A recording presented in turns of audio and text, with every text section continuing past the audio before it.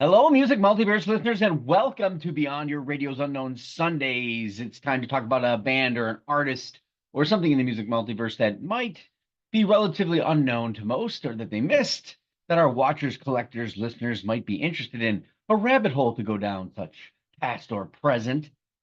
Please remember that this is an extension of the article section of beyondyourradio.com, written there by me, so it's there if you so choose. Today we venture into Halou. Halou. Halou is an interesting and unique find in the music multiverse. Ranges between ambient, trip hop, electronica, alternative, and even jazz arena. Now, Halou, not a household name by any means in the music world, I'm sure, but the word itself isn't even that well defined in the English language. So we go to Arabic and French, where it might mean sweet or pretty. We can go to Hawaii, look, it's a branch of which other branches grow from, or it can be hello in Mandarin. But I kind of like the Hawaiian thematic to this, and well, maybe that's because of the growth and that branching and that formation and that expansion. Or it could be the fact that I just got off a plane after 22 hours worth of travel from Hilo, Hawaii, visiting the Grateful Dude. Their sound certainly did do this, in my opinion, and you would probably be surprised to know that this band has been around since 1998. More on the timeline a little bit later in this. So, how do two San Francisco-based artists, male, female, split from a dream pop band called Anomi, get onto the Network record label and into my peripheral attention and ambient trip hop environment, even though that's not the sound that either originated from? Well, this time it's the small marketing and connectivity the record label put together. That's right, the record label did their job for once. Yay! Doesn't happen too often in this world, I don't think. I'll be honest with you. Um, so, well, at least it worked for me. Okay, it didn't work all over because they're on the network label. Um, Rebecca and Ryan Cosboom had already released prior albums too under the Bedazzled label. Exactly a great record label name there. Under that label, the basis of their sound was kind of there on the surface, but the attention seemed to be toward the breakbeat. Maybe, right? A great start, but unique shape worthy of the year 2000's electronica push, which I was really loving, and that scene would come under the guide and production network. Yes, network. Canadian record label out of Vancouver, founded in 1984. Industrial dance became a staple of theirs, electronica, like the band's Skinny Puppy, as well as eventually getting hold of bands like Coldplay and Sarah McLachlan. When the label started to flourish, well, we all know what happened to that. But when that's going on, you're afforded opportunities, you're afforded money, and you're afforded connection. A record label made their attachments and promoted the artist inside the other artist albums, if I remember correctly, even on a wall from HMV of bands on a network. That's right, a far cry from today where we don't exactly trust the label to be on the cutting edge, at least the large ones. These days, it's like they're late to a party or they mistakenly get drawn in from YouTube, like somebody who created a little some piece of music, right? And realize that they actually have no talent and then try to put an album together and it sucks. So I could insert a list of those here, but that might be a good panelist favorite show. Network had and still does have an incredible list of bands: Frontline Assembly, Joshua Radin, Delirium, Guster, and more. Enter the album Wiser. Wiser is where I finally get to buy a record at HMV on the list and at a wall for network. And that's why pedigree matches the past bands, right? That's what you do as a record label. If you like this, you like this. You get bands within little subtle differences, and you make this whole. And at least that's how I envision it. I know that a lot of these go off in different directions. Um, the slow, dreamy electronica mix here has interesting trip ambient and industrial mixing styles, which are intoxicating. Network had put them in my path, and the California band had my ear through Canada. Happens. Um, Him to Me to You is on the album. It's a single, and it kind of has that. Um, it relates to the complex trail that brought Halou to my music world.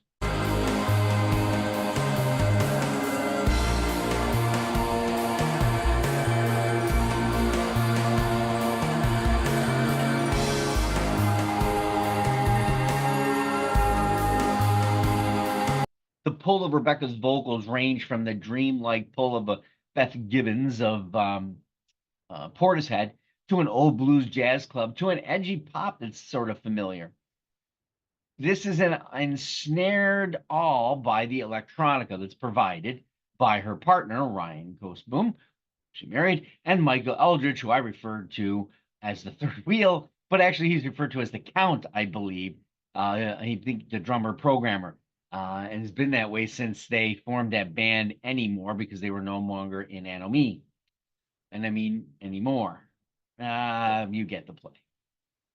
This manifests the instruments, the programming, the connection of drum loops, keyboards, guitars, and more. This allows the ambient to meet that tech, that dream industrial chill that they do really, really well. And that gets us back to that branches that I was talking to about, that Hawaiian reference of Halou. But for some reason, Network dropped them right after. Probably in that same vein of those two other people I mentioned, Coldplay and Sarah McLachlan getting big, and direction of things changing away from electronica. So they get lost. They wind up on 33rd Records, California indie label, and I also think it had to do with an Indianapolis one called Vertebrae. But you know, those albums were really good that came out, and Halou kind of fell off the marketing attention into detail. Network obviously did a better job, and this lesser label did not have that grasp. There's not an album in their catalog or the collection that doesn't pay close attention to the joining and melding of wonderful sounds or slightly off-kilter trip hop. Whether they're against some sort of harsher loving or harsher lyric or a loving lyric, doesn't really seem to matter, or if it's ethereal or it's industrial orchestration and programming. Perhaps they themselves learned something in their process as well as being with Network. I didn't go into the storyline and back detail of what transpired there. The next album was Wholeness and Separation. And like most things that were going on at the time, bands started to put out EPs, and Wholeness was an EP and Separation was EP put together, Wholeness and Separation. Again, good to do these kind of things, but don't wait 5 years. Well, that's that record label toss up and having problems and everything. So it's 5 years later. That's no good for any band. A darker tone in this was definitely in my ear, but still that dynamic detail surrounding that vocal and the industrial chill ambient electronica were completely supreme to their normal style. Here's where it gets a bit more interesting and difficult to find and follow, though. The next album, Halou, self-titled, which came off the Sawtooth EP, features Robin Guthrie of the Cocteau Twins, which caused another branch of power pop composition and additions mixed into that. So by kind of heading back to that drift toward back to 98, 99 in a way. That's pretty cool. But they avoided the haunt, maybe stepping a little bit out of electronic for fear of the industry.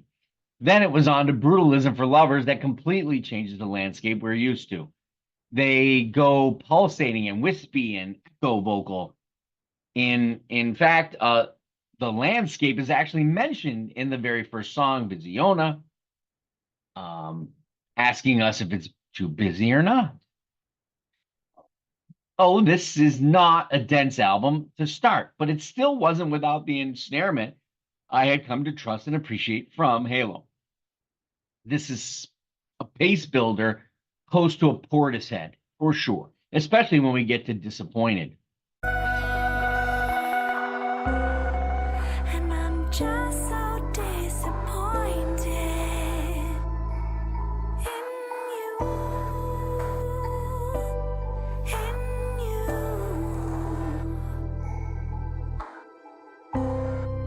and I'm just so disappointed. There is no question that by the end of the record, you return to that haunting allure of voice and that overall intensity that the records normally deliver, and it delivers on this title. And of course, as I do these things every time, and none of this is planned, and I'll say that a little bit later. Albatross is an EP. And I like EPs to some degree, but it didn't grab me. But in doing this article, I found out they reproduced the EP in a full album. Well, okay, yeah, this makes more sense. I go back to it, additional material that was put on, and it starts off with a cello. This is that influence of Zoe Keating, who was on that album with Guthrie in the Halo self-titled record. So you've got a lot more going on, and that feeling of instrumentation is going to really make for change of sorts for sure. The piano playing haunts equally when utilized here in that song too. While the original EP didn't grip me, this version, now that I went back to it, was a smart placement and a reestablishing of the band in my ear. Then we get to what always seems to happen when I do these things. I didn't know that Halo had a new album out. I just didn't. Well, it was 6 songs. So again, we're at the EP status, 20 minutes. We were on that borderline. The name of the album is The Butcher's Bill, which just came out in digital format. I believe is already taking pre-orders for the physical copy, which probably will be delivered in the multi-music verse very soon. How was it that it was off my radar? Well, I thought the record label. Duh. They're just jumping around from record label to record label. So I plugged in while I was finishing this article. Halo is all new, my friends, for sure. A reinvention of sorts here. Well, the branches have grown stronger and wider. There's a lot sturdier accompaniment. I don't know whether it's because Electronic has been left to the European leftovers of Massive Attack and 07 and others, but they're fading out. Halo's come back with a rock vengeance in this setting, a 5-piece band consisting of a drummer and a bass and Erica Mulkey on Rhodes.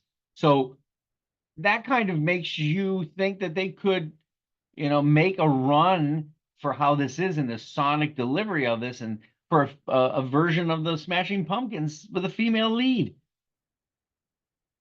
Nevertheless, Halo's prior catalog in the late 90s to the 2000s is a solid rock piece in the electronic genre. Still worthy. That vocal gives the chills as much as the trip hop instrumentation and sampling and whatever they do in the production things chills as well. They also are forging interesting new combinations that are well worthy of a new rabbit hole to explore. And let's face it, you'd follow that voice and the entrapment of it, no matter how it's instrumentally wrapped, woven, or encased, because it is what it is, a strong limb to go way, way, way out. Albums by Halo in my collection.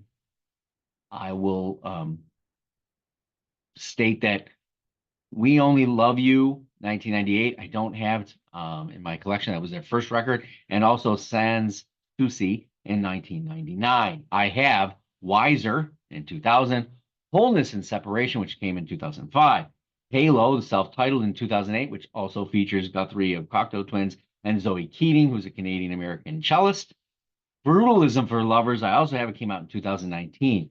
Don't have Albatross, that EP that got a deluxe edition in 2020, and I do not have the new Butcher's Bill in 2024.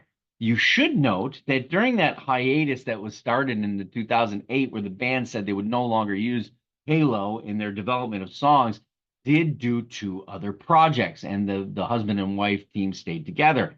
One was under the name Strip Mall Architecture, and the other under Dark Drive Clinic. There are 4 albums under the Strip Mall Architecture, and one of them just released. Actually, it's 5 maybe now. Released this year. And then Dark Drive Clinic was done back in 2011. Did you know Halo? What's your impression? Leave us a comment or 2. Tell us what you thought. Like, comment, subscribe. We're always looking for you out there in the music multiverse to join us here in what we love to do. We're on the web at beyondyourradio.com, Facebook, Twitter, Instagram, YouTube, of course. It's all about bands, artists in any genre or style. Please join us next week. We'll go beyond your radio with us, a real music appreciation channel. And until then, happy listening.